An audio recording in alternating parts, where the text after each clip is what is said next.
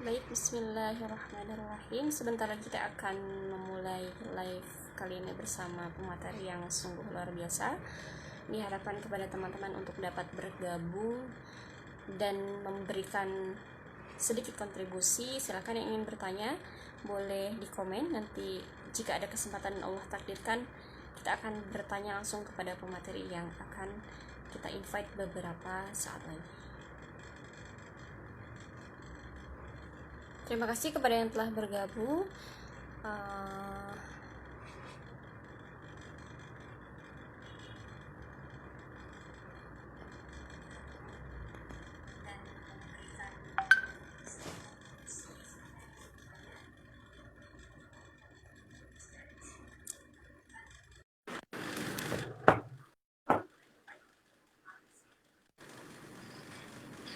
Masya Allah, Alhamdulillah.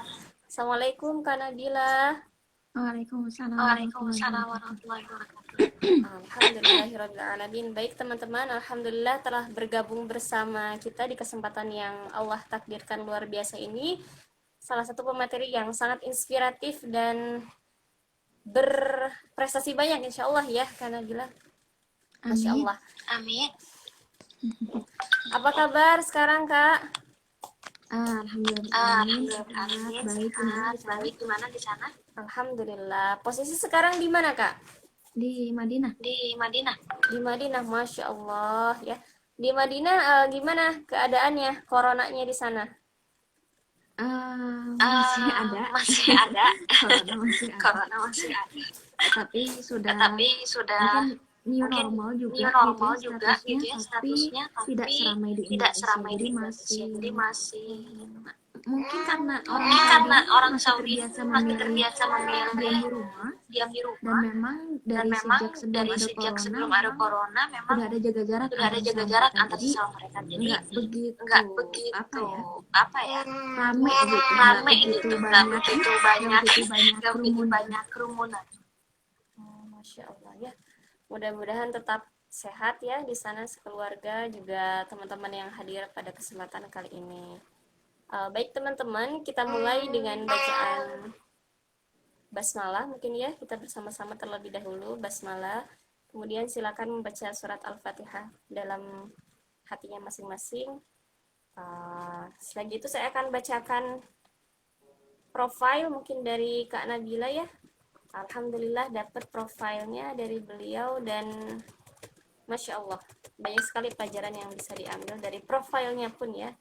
Alhamdulillah. Kak Nabila ini dulu di MA Husnul Khatimah ya, di Kuningan. Betul ya? Iya. Ya, jadi pernah mondok di Kuningan. Kemudian sekarang statusnya masih mahasiswa atau bagaimana Kak? Statusnya mahasiswa kehidupan.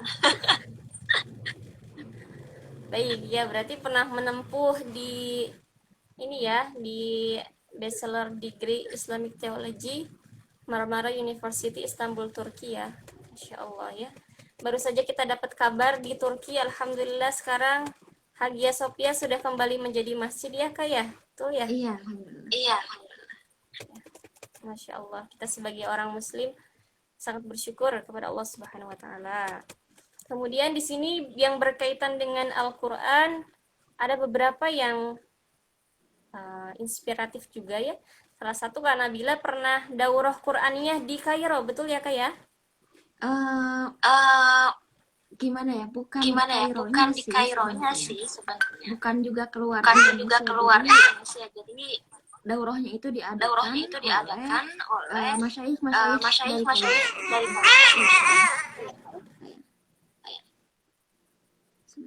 sebentar. Baik. Kemudian ini daurah ibadah wa ilmu syariah Imam Syafi'i Institute Islamic Knowledge. Ya, kemudian ini apa ya? Tomer, apa itu Tomer ya? Ya, kemudian ini awardnya yang pernah diraih oleh Kak Nabila. Wah, luar biasa ya. Pernah juara pidato bahasa Arab tingkat SMP ya, se-Jawa Barat.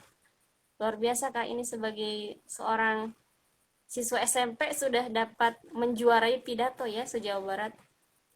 Itu dapat dari mana itu ya? dapat dari mana ya?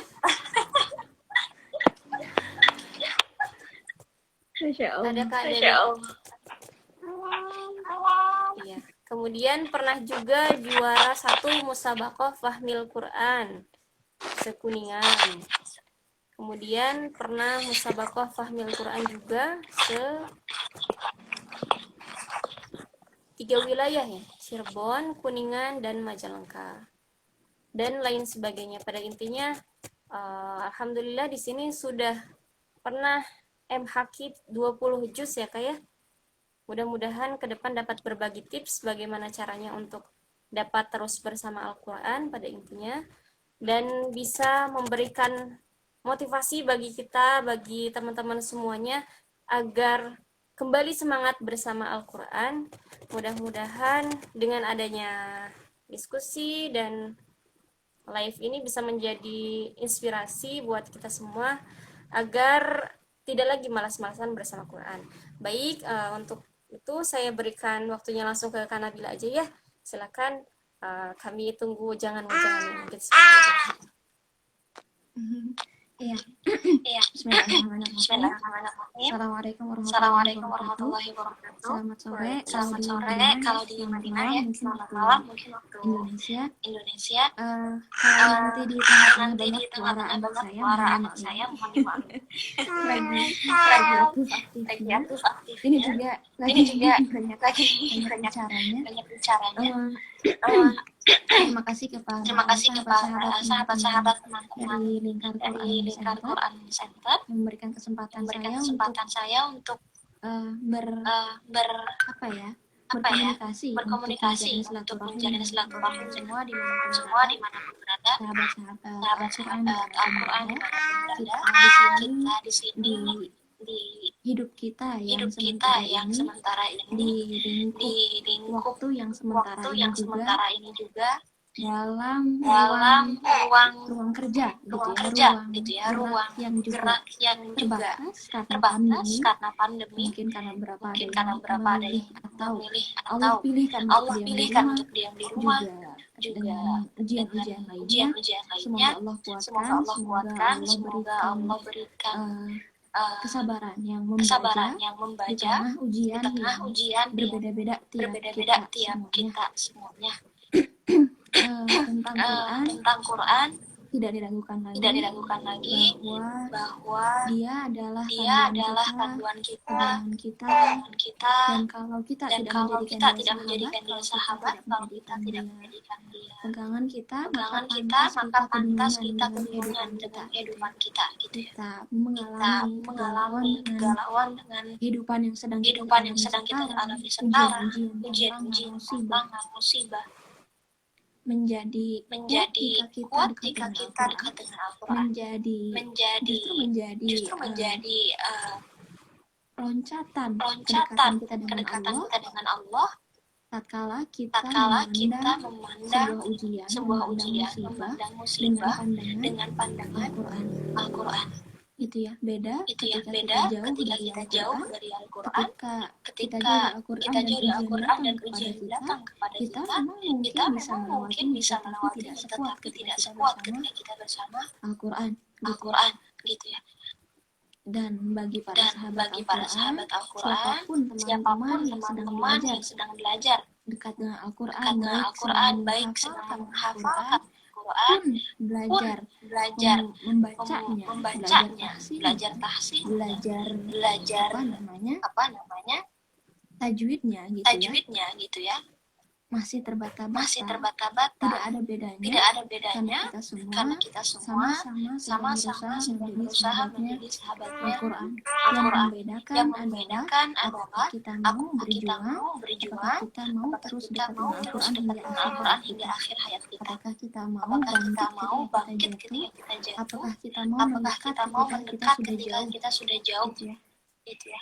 memang yang namanya menjadi menjadi sahabat sahabat tentu perlu perlu PDKT yang lebih, PDKT yang sama lebih, seperti kita sama bersahabat seperti kita dengan bersahabat manusia dengan gitu ya. manusia gitu ya. Bersahabat dengan manusia Bersahabat aja dengan kita manusia aja PDKT-nya kita luar biasa, PDKT-nya luar apalagi biasa. ketika kita Apalagi ketika mau kita mendekati mau Allah, mendekati Allah, maka kita harus maka juga kita harus mengetahui apa juga yang Allah mengetahui apa cintai, yang Allah cintai, apa yang tidak Allah apa yang cintai, tidak dan Allah itu cintai, semua dan itu termaktub semua dalam termaktub dalam Al-Quran. Al-Quran. Suaranya terdengar nggak? Suaranya terdengar nggak? Atau Kalau di saya menggema? terdengar, tapi mungkin di teman-teman ada yang request pakai headset, pakai earphone. Pakai Ustazah headset? bagaimana? Oh gitu ya? Oh gitu ya? Suaranya double Suaranya katanya? double katanya? Iya, mungkin Karena bisa pakai nggak pakai Karena earphone. headset? nggak pakai headset. Iya, boleh. Oh Jika gitu, ada. tunggu sebentar Oh ya, gitu, saya tunggu sebentar ambil nanti dulu. saya ambil dulu sebentar.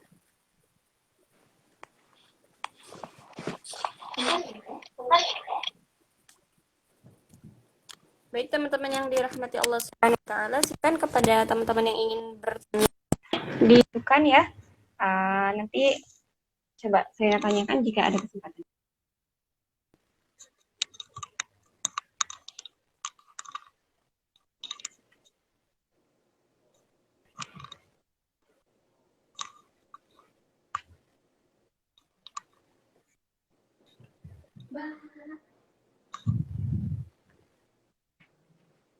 Mas Soleh, Bunda bicara dulu ya, Nak ya. Mana? Ya, nanti kita main ya.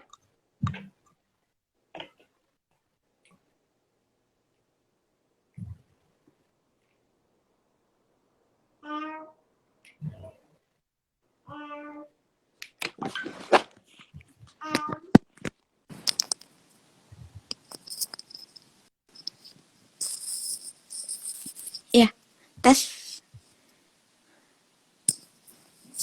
Tes, terdengar? Double nggak sekarang? Alhamdulillah enggak kalau di saya, Ustazah. Kayaknya nggak juga ya di teman-teman semuanya ya. Saya baru tahu ini Insya Allah. kalau pakai headset nggak menggema. Biasanya nggak di live IG-nya, udah jarang live IG. Iya. Dan lanjut lagi, Bismillah. Apa tadi saya sampai mana tadi? Oh iya. Jadi ketika kita bersahabat dengan manusia saja PDKT-nya Masya Allah gitu ya, luar biasa, dari yang mulai memberikan hadiah, kemudian kita mencari tahu apa yang dia suka, kemudian juga cari tahu kenapa dia begini, begitu, dan segala macamnya. Maka apalagi ketika kita ingin mendekati Allah Subhanahu wa Ta'ala, apalagi ketika kita ingin menjadi sahabat Al-Quran, yang mana Al-Quran nama lainnya adalah kalamullah, yaitu ucapannya Allah. Selain itu, ada lagi Al-Quran adalah kitabullah, Syifa, Al-Huda, Al-Furqan. Maka kalau ketika kita ingat-ingat lagi nama-nama Al-Quran, kita juga perlu memahami, menghayati kembali apa itu Al-Quran gitu. Ketika Al-Quran disebut kalamullah, dia bukan kalam manusia, dia bukan kalam makhluk. Ini kalam Tuhan pencipta. Ketika kita mulai futur, ketika kita mulai turun menghafalkan Al-Quran, ketika kita mulai merasa jauh dari Al-Quran, pandanglah, rasakan, hayati, hadirkan ke dalam diri kita bahwa yang kita baca bukan novel, yang kita baca bukan buku-buku biasa, tapi ini Tuhan. Tuhan yang menciptakan sidik jari kita yang berbeda satu jari dengan jari yang lain, yang menciptakan mata kita lengkap dengan segala dalamnya gitu, ada retinanya, pupilnya, penyaring cahaya.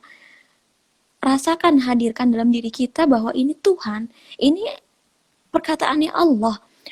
Kalau perkataannya Allah, perkataannya Tuhan pencipta kita, maka sudah sepaket dengan kebaikan, sepaket dengan panduan, sepaket dengan tujuan kehidupan. Pantas kalau kita jauh, maka ada galau, ada resah, ada sedih gitu ya. Pantas ketika kita wanita, terutama kaum wanita, ketika datang tamu bulanan, ketika itu kita juga merasa ngedown. Ketika itu pula kita mulai merasa malas, futur. Kenapa? Karena kita jauh dari cahaya. Ketika itu kita jauh dari tuntunan Allah Subhanahu wa Ta'ala, yaitu Nah, bagaimana kita bangkit untuk dekat dengan Al-Quran? Bagaimana kita bangkit lagi bersama Al-Quran? Yang pertama dari dilakukan, pahami kembali apa itu Al-Quran. Siapa yang menurunkan Al-Quran? Apa yang kita baca? Gitu ya.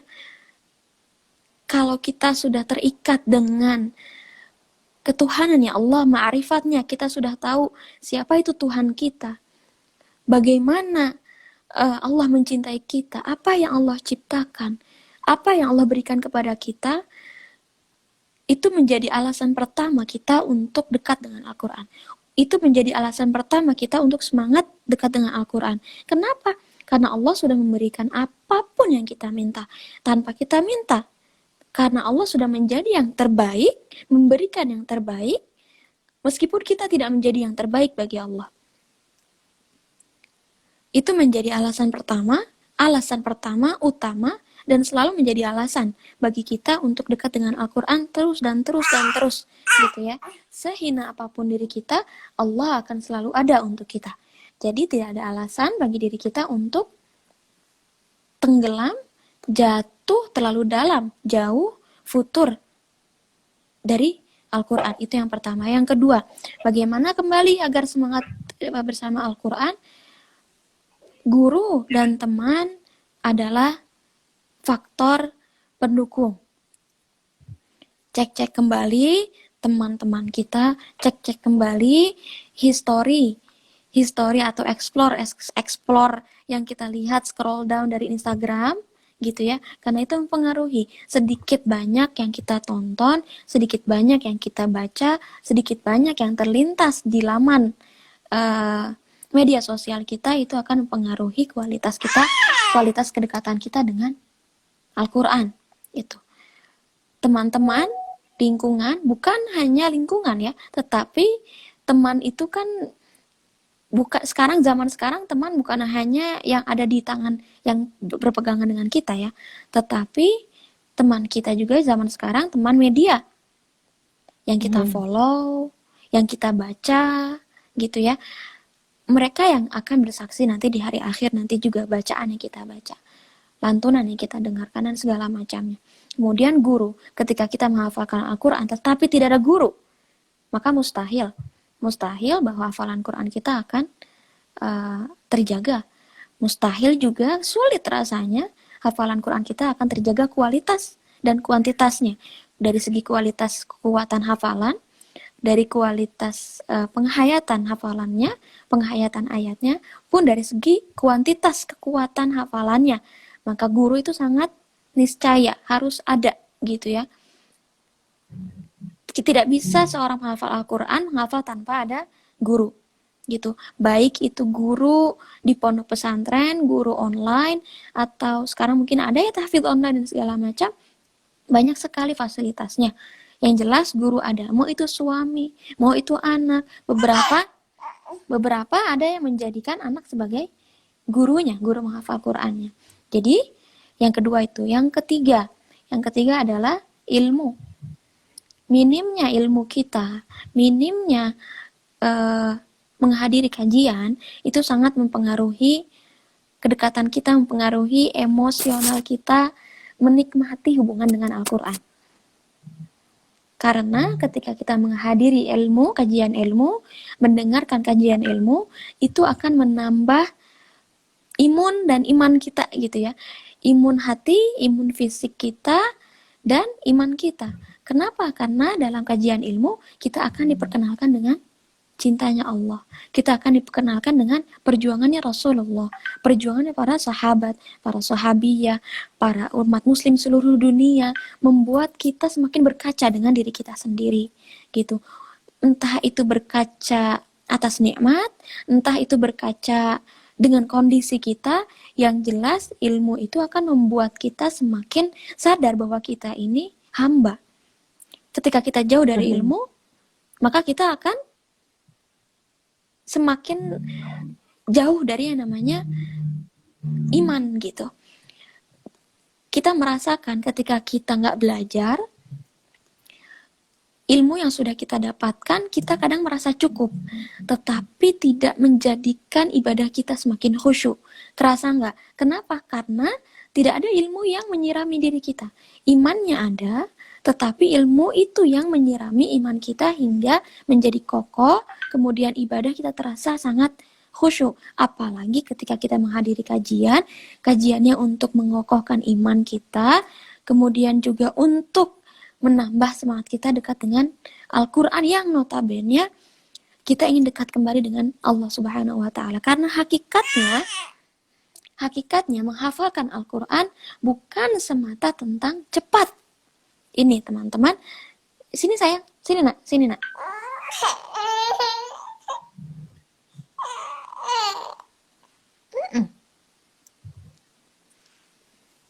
Karena hakikatnya menghafalkan Al-Quran bukan cuma sebatas cepat, tetapi bagaimana menghafalkan Al-Quran itu menjadi proyek sepanjang hidup kita hingga ayat-ayat itu lekat dalam kalbu kita, akhirnya berbuah taat dan kita semakin dekat dengan Allah Subhanahu wa Ta'ala. Kemudian kita mencetak generasi-generasi yang lebih baik, mencetak generasi-generasi yang paling tidak mencintai para sahabat, mencintai para ulama meskipun tidak persis seperti mereka, gitu ya. Itu. Maka menjadi dekat dengan Al-Qur'an, semangat dengan Al-Qur'an itu sepanjang hayat, sepanjang hidup, gitu ya. Sepanjang kita masih diberikan rezeki hidup oleh Allah Subhanahu wa Ta'ala, tidak ada alasan untuk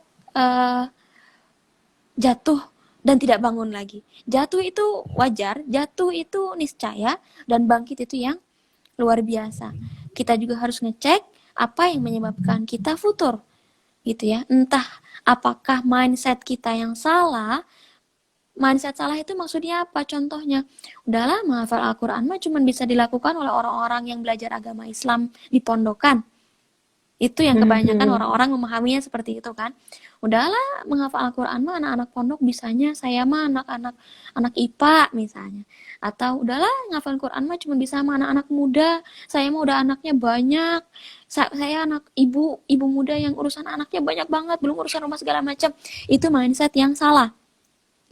Di Saudi di sini banyak banget orang-orang yang sudah tua tapi hafal Al-Qurannya luar biasa, Masya Allah, berjuang mati-matian. Ibu-ibu yang anaknya 3 tetapi berhasil mendapatkan ijazah Al-Quran. Gitu. Ternyata bukan masalah kemampuan semata. Karena kemampuan itu Allah yang berikan. Kehendak menghafalkan Al-Quran itu Allah yang berikan, bukan semata usaha gitu. Dan itu harus kita mintakan kepada Allah Subhanahu wa Ta'ala. Mindsetnya kita ubah. Yang kedua bisa jadi kenapa kita nggak semangat menghafalkan Al-Quran, teknis tata cara yang kita salah. Salah satunya tidak memiliki guru, tidak memiliki teman. Pun bisa jadi teknisnya salah. Apa? Menghafal Qur'annya mulai langsung dari Al-Baqarah. Padahal mulailah dari juz yang belakang dulu. Kenapa? Karena itu akan menjadi standar. Pertama, mengasah kemampuan kita menghafalkan Al-Quran. Juz 30, 29, 28 gitu ya, 27, 26. Mau langsung langsung ke Al-Baqarah boleh, atau sampai 20 dulu boleh juga. Itu mungkin awalannya bisa kita lanjut ke diskusi aja. Soalnya anak saya mulai bete. Mulai bosan dia. Baik, terima kasih Ustazah atas awalannya yang mengundang banyak sekali pertanyaan sepertinya ya. Sebelumnya kita telah ini juga buka pertanyaan di story IG. Ada beberapa yang masuk, salah satunya adalah di zaman sekarang Ustazah, main HP ya, HP itu lebih cenderung seperti bahkan lebih dekat daripada orang terdekat kita, seperti itu ya. Sehingga Al-Quran dan HP itu menjadi berjauhan. Nah, seperti apa kira-kira yang harus kita lakukan agar tidak sibuk bermain HP gitu? Di tengah kondisi yang memang justru sebetulnya butuh HP juga, tapi bagaimana meminimalisir dan menyeimbangkannya, begitu? Iya. Ini sering banget ya. Masalah ini udah biasa gitu ya. Dan sebenarnya saya yakin semua orang sudah tahu jawabannya. Semua orang sudah sering mendengar solusinya apa, bagaimananya. yang saya tegaskan cuma satu, tegas pada diri sendiri, jangan banyak alasan. Karena gini, salah satunya bagaimana caranya, harus bikin waktu, harus manajemen waktu, itu semua udah, itu materi yang kayaknya sudah pada hafal semua gitu ya. Ketika ngafalin Quran, ketika baca, ketika gunakan HP. Jadi intinya adalah disiplin dan tegas pada diri sendiri. Dan jangan banyak cari alasan. Kita tuh terlalu sering banyak cari alasan. Mau ngafalin Quran, ada notif. Instagram ini gitu ya. Nah itu, jangan terlalu banyak Betul. alasan, udah putuskan, no excuse gitu, no excuse, tegas aja. Kalau mau bentuk lingkungan yang benar-benar kita takutin gitu. Jadi kayak di sini nak, sini saya gendong sama bunda, iya bunda gendong di Halaqah di Nabawi itu. Saya nggak berani buka HP ketika halaqah Quran karena memang ablanya, ustazahnya memang tegas. Ketika kita lihat HP sejenak aja sebentar, itu langsung ditegur, dimarahin gitu. Beliau mengatakan kita itu udah disibukkan dengan dunia. Lepaskan itu semua. Maka pantas kalau Al-Quran begitu berat, susah banget gitu ya. Karena memang kita sudah terjerat oleh dunia. Tegas sama diri sendiri. Bentuk lingkungan yang memang tegas untuk tidak lekat dengan HP. No excuse, sudah, no excuse. Paksakan diri. Karena mau bagaimanapun, dibatasi waktu, kita udah manajemen waktu. Kalau diri kita yang sendiri enggak bergerak pada diri kita sendiri, maksudnya enggak tegas dengan diri kita sendiri, itu semua enggak akan jalan. Gitu. Jadi ya, balik kepada diri sendiri, sekuat apa azam kita, sekuat apa tekad kita, gitu. Baik ya, pada intinya harus tegas ya Ustaz ya. Walaupun butuh, tapi gunakan seperlunya gitu ya. Jangan sampai karena nggak bisa disalahkan HP itu. Iya, betul. Bagaimana yang menggunakannya ya, bukan HP-nya. Iya. Baik, Ustazah, ini ada pertanyaan mengenai profesi mungkin ya, karena dari peserta kita juga kebanyakan adalah ibu-ibu yang punya anak juga mungkin seperti Ustazah, kemudian mereka ingin coba menghafal Al-Quran tapi bertanya bagaimana supaya saya sibuk anak, sibuk ngurus suami, sibuk ngurus rumah tangga, apa yang harus saya lakukan agar saya juga bisa menghafal Quran seperti halnya orang-orang single begitu. Oke, iya. Bismillahirrahmanirrahim.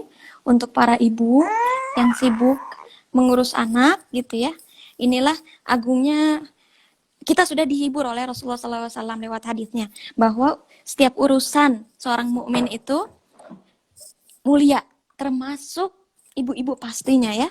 Kenapa? Karena setiap detik dari bangun tidur sampai tidur lagi, urusan keluarga, urusan rumah itu nggak berhenti. Belum sama kebutuhan diri sendiri gitu ya. Makanya kata Rasulullah SAW, ajaban di amrin mukmin, betapa agung, betapa hebat gitu ya, betapa mengagumkan setiap urusan umat mukmin.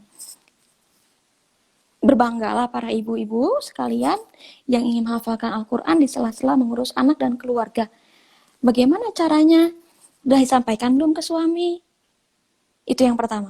Udah disampaikan belum ke suami? Sampaikan kepada suami. Jelaskan keinginan, jelaskan targetan gitu ya. Jelaskan bahwa aku ingin menghafalkan Al-Quran untuk anakku, untuk keluarga, untuk keturunan kita. Sampaikan. Kenapa saya harus disampaikan kepada suami? Karena pertama, ketika suami sudah meridhoi, insya Allah lancar, insya Allah mudah. Itu ya. Yang kedua, kenapa harus disampaikan kepada suami? Agar suami tahu bahwa kita sebagai istri, sebagai ibu perlu waktu untuk menghafalkan Al-Quran. Jadi bisa memanajemen waktu bersama-sama untuk urusan rumah, pekerjaan domestik rumah, mengurus anak, itu bisa dibantu oleh suami. Gitu. Yang ketiga, kenapa harus sampaikan kepada suami? Barangkali suami juga mau ikut ngafalin. Jadi bersama-sama membangun keluarga yang Qurani gitu. Entah itu nanti gantian memegang anak, memegang urusan rumah, pun bisa jadi menghafal barengan. Jadi anak mendengarkan. Itu. Jadi kalau ibu-ibu sekalian merasa kesulitan yang masih memiliki anak, masih pada kecil-kecil gitu ya, sampaikan kepada suami, entah itu ngafalin bareng suami, entah itu suaminya yang mau ikut ngafalin, atau ikut kelompok menghafalkan Al-Quran gitu. Yang jelas sudah diridhoi suami dan didukung suami, insya Allah akan siap bersama-sama menanggung tanggung jawab lainnya gitu. Untuk yang berkarir, untuk yang bekerja gitu ya, untuk yang bekerja, insya Allah juga banyak caranya. Pastikan ada kelompok. Saya sangat menyarankan harus ada kelompok. Kenapa? Karena selain mengontrol kualitas dan kuantitas hafalan, mengontrol, menjaga juga kondisi hati dan semangat kita gitu. Betul. Itu.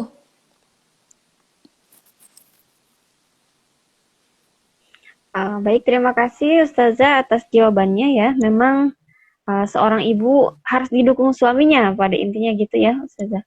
Baik, yang selanjutnya ini mengenai manajemen waktu gitu. Kan banyak yang curhat juga. Saya tuh sibuk sekolah gitu ya. Kalau anak-anak saya sibuk sekolah, kemudian banyak sekali agenda setiap harinya, sehingga rasa pengen itu pasti ada, tapi ketika baru juga pegang Quran, tapi aduh ini udah kepikiran tugas segala macam gitu ya, segala keperluan tiba-tiba ada di hadapan mata dan di hadapan dirinya, sehingga harus nunain ini dulu gitu. Jadi cenderung kepada tiba-tiba prioritas ini harus didahulukan gitu dibanding membaca atau menghafal. Nah, itu seperti apa manajemen waktunya agar kita bisa tetap bersama Al-Quran? Ya, yang pertama mindset tentang prioritasnya itu harus diperbaiki dulu. Mana yang diprioritaskan dulu? Apakah menghafalkan Al-Quran atau pekerjaan-pekerjaan lainnya? Ketika menjadikan Al-Quran sebagai prioritas, maka yang akan didahulukan pertama kali ketika bangun tidur pasti Al-Quran. Baru setelah itu pekerjaan yang lainnya, gitu ya. Tentang manajemen waktu bagi yang orang-orang yang mungkin masih sendiri, belum menikah, belum punya anak, itu adalah kenikmatan dalam manajemen waktu. Kenapa? Ini adalah manfaatkan teman-teman semua untuk menjadikan Al-Quran di awal waktu, bukan di sisa waktu. Itulah yang terjadi, makanya, aduh tugasku ini belum selesai, aduh keingetan ini. Kenapa terjadi seperti itu? Karena tidak menjadikan Al-Quran di awal waktu. Menjadikan Al-Quran di sisa waktu jadinya kepikiran. Coba kalau yang dilakukan pertama kali adalah fokuskan, berikan diri kita kepada Al-Quran lebih dahulu, baru setelah itu kepada yang lainnya. Maka nggak akan ada pikiran-pikiran, aduh aku belum ini, tapi mau baca Al-Quran juga, aduh tugas banyak, aduh ini belum di skripsi, belum diedit segala macam, tapi juga mau ngafalin Quran. Makanya jadinya galau. Coba kalau Al-Quran dulu, baru setelah itu pekerjaan yang lainnya. Nggak ada yang sebenarnya manajemen waktunya itu awali hari dengan kebaikan, awali hari dengan Al-Quran, bangun tidur, sholat tahajud, gitu ya, zikir, kemudian berikan sela-sela waktu itu untuk menghafalkan Al-Quran bareng berapa ayat lah. Kemudian hafalan yang sudah dihafal mau diulang bisa dibaca di tahajudnya. Setelah subuh bisa untuk menghafalkan lagi. Kemudian di perjalanan naik bus atau naik angkot atau naik Uber misalnya atau Gokar dan segala macam sambil istirahat atau apa, itu bisa sambil ngulang-ngulang apa yang sudah dihafal saat subuhnya gitu kan, dibandingkan harus kongko nongkrong gitu atau ngobrol dan segala macam. Sebenarnya banyak banget waktu untuk kita menghafalkan Al-Quran, hanya saja tadi terlalu banyak excuse, entah itu aduh nanti deh, padahal menunda itu salah satu pintu dari tidak melaksanakan. Masya Allah gitu. ya. Jadi manajemen waktunya awalnya ya diawali waktu, jadikan Al-Quran itu waktu yang utama, bukan waktu yang sisa. Ya. Betul Ustazah. Insya Allah ya, kita mudah-mudahan dapat selalu mengutamakan dan memprioritaskan Al-Quran ya sebelum kita beraktivitas, berarti ya Ustazah. Jangan sampai kita beraktivitas dulu lalu menyisakan waktu, bukan bukan menunggu waktu luang begitu ya, tapi meluangkan waktu bersama Al-Quran ya. Betul. Baik, Masya Allah. Masya Allah ya. Barik. Di sini ada juga beberapa pertanyaan yang masuk dari viewers. Tadi dari Kak Nadia, apakah menghafal itu harus dihafal artinya juga? Gitu. Iya, satu yang harus diingat oleh teman-teman semua bahwa terjemah bukan Al-Quran, ya. Al-Quran adalah yang dituliskan Arabnya dan terjemah bukan Al-Quran. Terjemah itu adalah produk pemahaman kita, produk pemahaman bahasa kita, dari bahasa Arab dibahasakan oleh kita. Makanya ada istilah mufassir, kan? Karena tergantung dengan pemahaman para ulama. Jadi terjemah bukan hafalan. Lantas gimana ngafalinnya? Apakah terjemah harus dihafalkan? Tidak dihafalkan, tetapi dipahami, dihayati. Ketika ayat-ayat Al-Quran dipahami, dihafalkan, dihafalkan berdasarkan keyakinan, berdasarkan penghayatan ayatnya, maka itu akan terasa sangat dalam hati, kemudian akan tertanam dalam pikiran, kemudian akan ada efek dalam keseharian gitu. Jadi nggak dihafalkan tetapi dihayati, dimaknai dengan dalam ayat-ayatnya gitu. Menghafalkan artinya itu sebenarnya adalah peluang atau cara agar menghafalkan Al-Quran lebih mudah. Dulu saya pun dengan terjemahan, tetapi kesini ternyata Masya Allah, bahasa Arab itu satu kata bisa banyak makna. Apalagi memahami Al-Quran gitu kan ya. Dan memahami atau menghafalkan terjemahannya itu hanya sebagai pemudah menghafalkan Al-Quran gitu. Jadi kayak Alhamdulillahirrabbilalamin, apa artinya ya biar lebih mudah gitu. Karena memang memahami atau hafal terjemahan memudahkan kita untuk ingat abis ini gitu ya. Sekaligus letaknya juga jadi hafal jadinya. Nah, ini ada yang menarik ya sebelum saya masuk ke pertanyaan selanjutnya. Boleh diceritakan Ustazah dulu pertama kali ketika menghafal Quran itu teknisnya seperti apa? Apakah dibaca dulu kemudian baru dihafal gitu ya? Atau seperti apa sih dulu Ustazah ketika mengawali menghafal Al-Quran? Kalau dulu awal menghafalkan Al-Quran saya nggak terlalu ingat banget gitu karena SD. Tapi yang ingat banget prosesnya waktu SMP. Jadi waktu SD itu memang menghafalkan Al-Quran juz 30, 29 dan surat-surat pilihan kayak Ar-Rahman, Al-Waqiah, Yasin gitu ya. Kemudian juz setelahnya baru mulai SMP sampai 16 juz waktu SMP. Nah, waktu SMP ini yang saya merasa betul perjuangannya. Caranya waktu itu dengan menuliskan makna tiap kata dengan bahasa Indonesia. Kemudian duduk yang lama di pojok masjid. Saya nggak begitu tergoda dengan teman-teman yang main, karena di pondok juga kan dulu, dengan main keluar, belanja, itu saya nggak begitu peduli. Nggak tahu, Masya Allah, memang Allah yang memberikan kehendak, bukan karena kemampuan saya ya, bukan juga karena diri saya yang rajin, bukan, tapi memang Allah yang memberikan kehendak. Ada rasa kenyamanan tersendiri ketika menghafal Al-Quran, ketika kita membiasakan, ketika kita memaksakan diri, gitu. Ketika kita meminta kepada Allah untuk, ya Allah ini nikmat banget menghafal Al-Quran, berikan saya nikmat menghafal Al-Quran. Makanya ada warzuqna tilawatahu ana al-laili wa atrafan nahar. Apa itu artinya? Ya Allah, berikan aku rizki nikmat tilawah, rizki menghafalkan Al-Quran. Jadi rizki itu bukan hanya uang, bukan rumah, bukan sekedar mobil gitu ya. Ya, tapi itu yang kita lupakan, bahwa rizki adalah rizki menikmati, diberikan nikmat menghafalkan Al-Quran, diberikan nikmat membaca Al-Quran. Allahumma rahamna bil Quran. Makanya di situ Allahumma rahamna bil Quran, ya Allah rahmati aku Al-Quran. Karena memang pilihan gitu, makanya harus meminta kepada Allah. Dan ketika SMP itu cara saya tulisin pakai pakai pensil ya, pakai pensil warna pun pensil, diulang berkali-kali. Memang yang namanya ngafalin Quran itu harus diulang-ulang. Mau nggak mau ya begitu gitu. Nggak ada cara instan. Ngafalin Quran ya memang begitu, diulang-ulang. Kemudian juga ngafalin Qurannya itu kan kalau saya selain dihafalkan sambil duduk, saya senang ditulis. Jadi ditulis. Si ayatnya itu ditulis gitu. Si ayatnya ditulis, kalaupun nggak satu surat, setiap awal-awal ayat.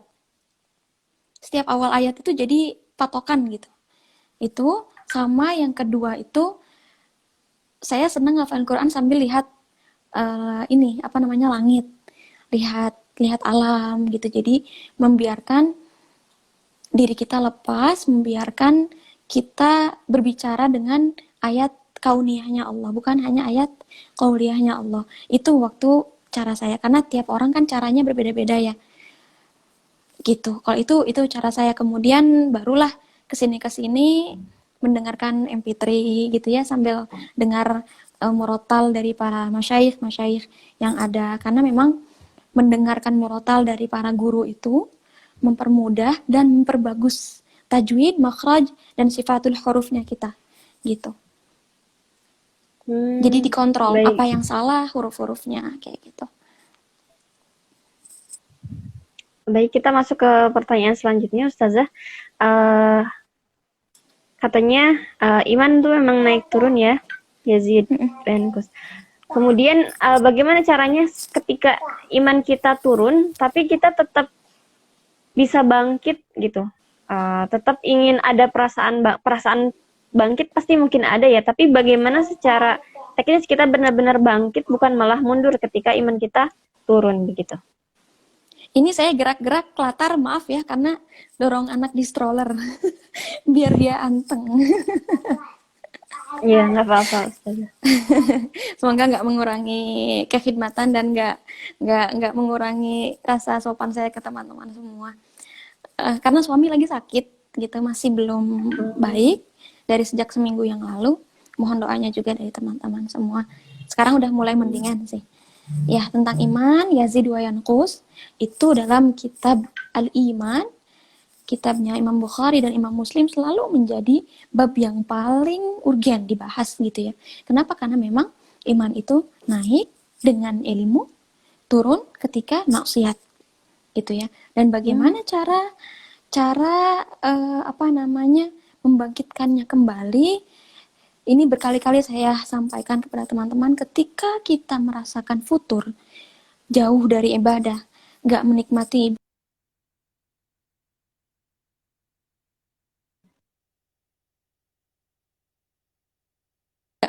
baca Al-Quran, galau, gelisah, dan segala macamnya, kita ada sinyal itu, berterima kasih kepada Allah Subhanahu wa Ta'ala dan bersyukur. Bersyukurlah. Kenapa? Karena itu adalah hidayah dari Allah, tanda bahwa kita akan diberikan kenikmatan iman, bahwa kita pernah merasakan iman, bahwa kita pernah merasakan kenikmatan khusyuk. Gitu ya. Dan bahwa itu juga hidayah, sinyal dari Allah bahwa iman itu mahal. Kemudian Allah berikan rasa kita ingin kembali lagi menikmati ibadah yang lebih baik lagi. Bahaya kalau kita lancar aja gitu ya, bisa jadi kita yang tandanya nggak menikmati ibadah. Bisa jadi itu tanda kita merasakan ibadah biasa-biasa aja. Ya udahlah, yang penting jalan aja gitu ya. Bisa jadi itu tanda tidak ada kualitas dalam ibadah kita. Itu yang pertama harus disyukuri. Yang kedua, bersabar. Itu Allah sedang uji. Apakah akan naik derajat kita? Apakah kita sedang diampuni oleh Allah karena dosa-dosa kita, gitu ya. Maha baiknya Allah Subhanahu wa Ta'ala bagi orang-orang beriman ketika mereka diuji antara dinaikkan derajatnya atau digugurkan dosanya. Digugurkan dosa sebab dia banyak maksiat, makanya imannya turun. Makanya imannya turun. Kemudian gini, dia melakukan maksiat, iman turun, dan Allah menguji di situ. Pertama diuji apakah dia akan berjuang untuk naik derajatnya, dan yang kedua digugurkan dosanya. Gitu. Itulah maha baiknya Allah Subhanahu wa taala bagi orang-orang beriman. Yang ketiga, mengaku di hadapan Allah Subhanahu wa taala. Mengaku dengan apa? Bertaubat, beristighfar. Mengaku aja, ya Allah, aku lagi futur, iman aku lagi turun, bantu aku, bimbing aku. Berikan izin aku untuk menikmati kembali sujud di hadapan Engkau. Berikan aku izin agar aku bisa nikmat lagi baca Al-Quran. Karena segimanapun jungkir baliknya aku, kalau enggak Allah izinkan, kalau enggak Engkau izinkan, aku enggak akan kembali menikmati ibadah itu, gitu. Dan yang memberikan kenikmatan ibadah itu Allah kan, bukan cuma sebatas karena kita belajar, bukan juga karena kita dekat dengan orang-orang soleh, tapi Allah yang memberikan segala hal itu. Jadi minta kepada Allah. Yang ketiga, teman-teman lagi, guru lagi, itu yang mempengaruhi. Yang terakhir, jangan buang-buang waktu, gitu ya. Karena kenapa, Nak? Karena ciri kesempurnaan iman seseorang itu adalah meninggalkan yang tidak berguna. Jadi minimalisir hal-hal yang tidak berguna. Ini nih.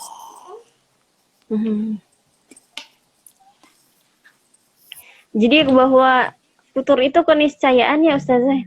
Tapi jangan sampai itu dengan futur tersebut justru kita semakin melegalkan diri kita untuk saya lagi futur gitu kan, nggak apa-apa dong, saya malas-malasan, nggak ada kata seperti itu. Justru ketika futur itu adalah bentuk ujian, bagaimana kita bisa selesai dengan ujian tersebut ya Ustazah.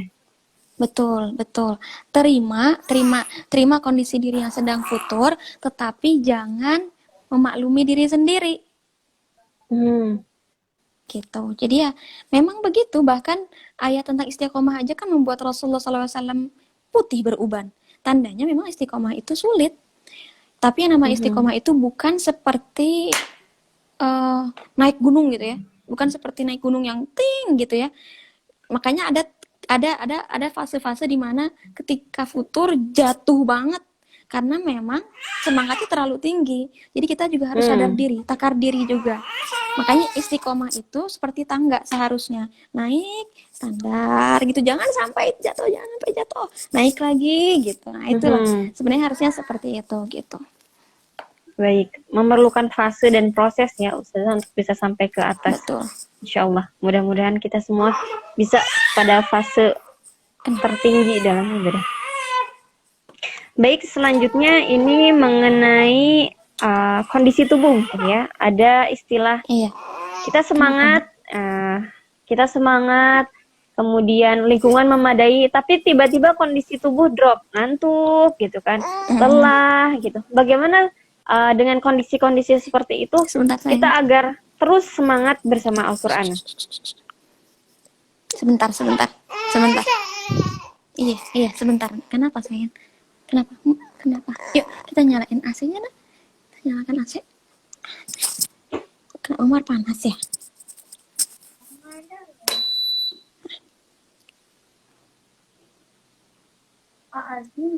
Tuh. Ada siapa? Iya. Assalamualaikum. Iya. Kita di halaman aja biar lihat burung Umar ya. Iya, tentang kondisi tubuh ya, fisik dan segala macam, yang suka ngantuk dan segala macam. Ketika bersama Al-Quran kemudian kita merasa ngantuk, itu harus dideteksi 3 hal. Apakah ketika kita bersama Al-Quran kemudian ngantuk, ketika itu kita melakukan kegiatan atau baca buku lain gitu ya, novel atau misalnya kitab-kitab lain lah, buku lain, tapi nggak ngantuk, maka bisa jadi itu ada matanya yang bermasalah gitu ya. Maka itu harus dibetulin matanya. Ketika membaca Al-Quran kemudian masih ngantuk, tapi dibawa mandi nggak ngantuk, dibawa melakukan banyak hal nggak ngantuk, terus juga baca media sosial nggak ngantuk, maka itu yang harus dideteksi, yang harus dibenerin adalah hatinya. Gitu ya. Jadi gini, tiga hal. Ketika kita baca Al-Quran ngantuk, tapi baca kitab yang lain gak ngantuk, itu matanya yang rusak. Ketika kita ngantuk, baca Al-Quran ngantuk, tapi melakukan hal-hal yang lain gak ngantuk, bisa jadi itu memang tubuh dia yang sedang butuh banyak gerak. Gitu ya. Butuh, kenapa Nas? Butuh memang benar ngantuk itu gitu. Ketika baca Al-Quran ngantuk tapi melakukan aktivitas yang lain, terutama baca medsos nggak ngantuk, itu yang bermasalah di hatinya gitu. Jadi deteksi dulu ngantuknya tuh karena apa gitu. Jadi jangan sampai kita banyak alasan ngantuk, padahal baca FB, baca medsos, nonton YouTube nggak ngantuk. Itu yang harus diiniin. Tapi ketika baca Al-Quran ngantuk, baca kitab lain ngantuk, udah ngelakuin aktivitas yang lain tetap masih ngantuk, itu harus perlu istirahat. Maka istirahat dulu. Paham nggak? Kita harus bisa, ya paham. Kita harus bisa mendeteksi ya Ustazah, apakah ngantuk itu betul-betul ngantuk, kebutuhan untuk tidur, untuk istirahat, atau hanya sekedar apa ya, alasan saja mungkin ya. Banyak Betul. juga ya. Mudah-mudahan jangan sampailah kondisi-kondisi tubuh yang seperti itu mempengaruhi semangat kita dalam menghafal atau membaca Al-Quran. Dilanjut ya Ustazah. Ini pertanyaan mengenai penghafal Al-Quran tapi masih apa ya, masih dekat dengan lawan jenis gitu, mungkin sekitar VMG begitu Ustazah. Apa yang harus dilakukan dan bagaimana cara kita mengatasi hal tersebut? Iya, dekat menghafal Al-Quran tapi masih dekat dengan lawan jenis. Dekatnya segimana dulu dekatnya? Kita nggak, takarannya kan ini ya, beda-beda gitu. Apakah pacaran, ataukah sekedar di organisasi, ataukah gimana gitu ya. Itu yang kita bahas, apakah tentang orang lain atau kita mau mengevaluasi diri kita. Kalau tentang orang lain, maka yakinkan diri kita, pantaskan diri kita untuk tidak seperti itu. Paham nggak? Kita semua sudah tahu bahwa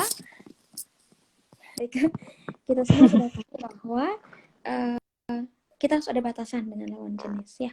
Kita harus ada jarak kan? Sayang, harus ada hijab dengan lawan jenis gitu. Ya, itu udah masuk tuh. Ini. Nyamar ini lagi nak.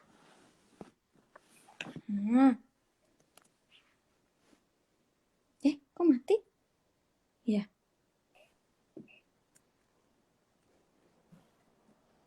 Sebentar, biar.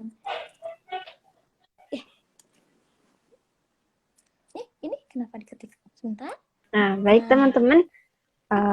Sebentar ya. Mungkin Ustazah Nabilanya sedang mengkondisikan anaknya, insya Allah. Sebentar lagi. Kita doakan juga untuk suaminya Ustazah Nabila sedang kurang sehat begitu ya. Syafahullah. Iya. Silakan Ustazah jika sudah memungkinkan.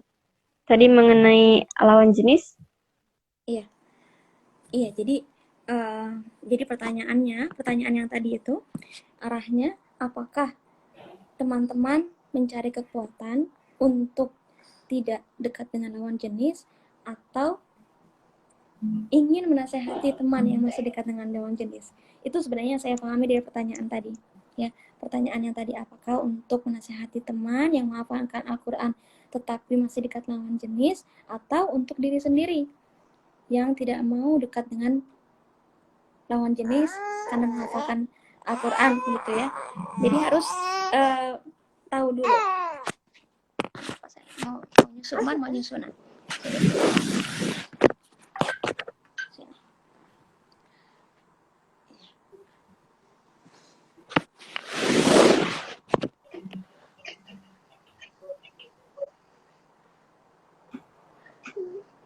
Jadi gimana kalau ada yang menghafalkan Al-Quran tetapi masih dekat dengan lawan jenis? Itulah yang namanya hafalan, bukan cuma sebatas masalah kuantitas.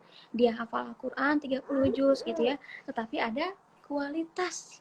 Makanya tujuan dari menghafalkan Al-Quran itu bukan cuma sebatas banyaknya, tetapi bagaimana ada ayat-ayat yang lekat dan membuat kita jadi taat dengan Allah Subhanahu wa Ta'ala. Makanya bahaya, kata para ulama zaman dahulu itu, banyak orang-orang yang menghafalkan Al-Quran tetapi hanya sampai kerongkongan aja, nggak sampai hati. Naudzubillah min dzalik, semoga kita terjaga dari itu semua. Juga Ibnu Umar mengatakan akan ada suatu masa di mana orang-orang pemuda-pemudinya itu cerdas, mudah menghafal Al-Quran tetapi tidak sampai ke hatinya. Itu banyak para menghafalkan Al-Quran tetapi tidak jujur ketika berkata, gitu ya. Banyak menghafal Al-Quran tetapi lisannya mudah nyinyir, julid, gitu ya. Itulah makanya mencintai Al-Quran itu bukan cuma terbukti dari dia mau menghafalkan Al-Quran, bukan cuma terbukti dari banyaknya dia menghafal Al-Quran, tetapi dari karakter, dari akhlak, gitu ya. Bagaimana caranya? Ya karena dia itulah harus penghayatan Al-Quran, dekat dengan orang-orang solih, lingkungan yang baik, ilmu yang dicari terus-menerus, dan salah satunya yang paling utama adalah meminta pertolongan Allah Subhanahu wa Ta'ala. Meminta kehendak Allah untuk ditanamkan Al-Quran ke dalam hati. Makanya hadisnya Nabi Muhammad SAW bahwa celaka para qurra, celakalah para orang-orang menghafalkan Al-Quran. Kenapa? Lisan yang baca Al-Quran tetapi akhlaknya tidak sesuai dengan Al-Quran. Mereka itulah orang-orang yang celaka. Gitu. Itu yang harus kita bahaya gitu ya. Setelah menghafalkan Al-Quran akhirnya lalai. Ya udah lu udah menyelendangkan gelar hafidhah, udah dilihat sama orang tua, itu yang harus di hati-hati kita jaga. Makanya hafidhah itu proyek hidup. Kenapa? Karena sepanjang hidup kita menjaga Al-Quran dari segi hafalan, isinya, maknanya gitu. Dan fokuslah pada diri sendiri, bukan pada orang lain ya. Ketika ada penghafalan Quran tetapi akhlaknya kurang baik, perbaiki akhlak kita. Akhlak mereka itu urusan mereka dan tanggung jawab mereka pada Allah Subhanahu wa Ta'ala. Itu tanggung jawab mereka terhadap hafalan mereka di hadapan Allah Subhanahu wa Ta'ala. Tugas kita adalah menjaga diri kita dari hal tersebut gitu. Dan jangan sampai kita disibukkan dengan mengkritik, menasihati orang lain, sedangkan kita lupa dengan penilaian terhadap diri kita sendiri. Baik, dikarenakan ini waktunya sudah menjelang pukul 9 ya di Indonesia, mungkin ada closing statement dari Ustazah mengenai, ya silakan, mungkin ada closing statement yang ingin disampaikan.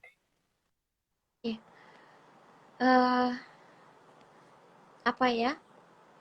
Closing statement-nya tentang agar semangat bersama Al-Quran,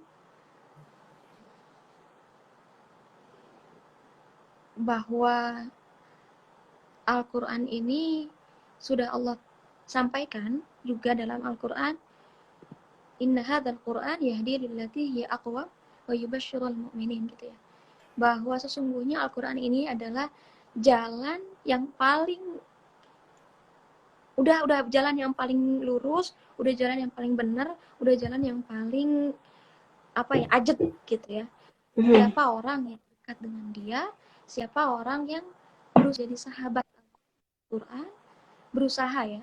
Kenapa? Karena memang yang namanya iman naik turun. Jadi kita harus terus berusaha sampai akhir hayat kita. Mau sejungkir balik apapun, mau sebanyak apapun kita lupa beberapa ayat, yuk bangkit lagi, deketin lagi Al-Quran. Kenapa? Karena yang namanya dekat dengan Al-Quran, insya Allah hidupnya akan terang, hidupnya akan lurus, hidupnya akan penuh cahaya, akan ada solusi. Bagi sebagian orang mungkin abstrak. Kenapa? Karena kita terlalu sibuk dengan materi, dengan wujud-wujud asli di depan mata kita.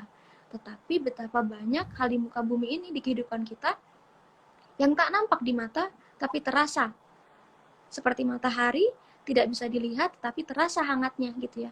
Maka adanya Al-Quran sebagai panduan hidup kita adalah salah satu bentuk cintanya Allah yang tak nampak tetapi terasa, yang insya Allah akan tampak dan akan terasa ketika kita dekat dengan Al-Quran. Maka dekat dengan Al-Quran, menjadi sahabat Al-Quran itu perlu perjuangan, perlu keringat yang keluar,